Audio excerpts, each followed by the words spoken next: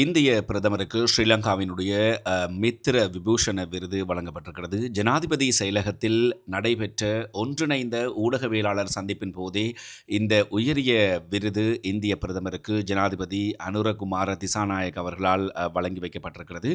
இரு நாடுகளுக்கும் இடையிலான நட்புறவை பிரதிபலிக்கும் வகையில் இந்த விருது வழங்கப்பட்டிருக்கிறது.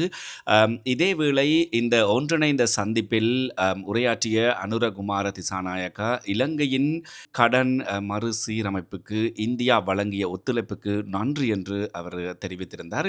இலங்கையினுடைய பொருளாதார நெருக்கடியின் போது இந்தியா வழங்கிய ஒத்துழைப்புக்கும் ஜனாதிபதி நன்றி கூறியிருக்கிறார்.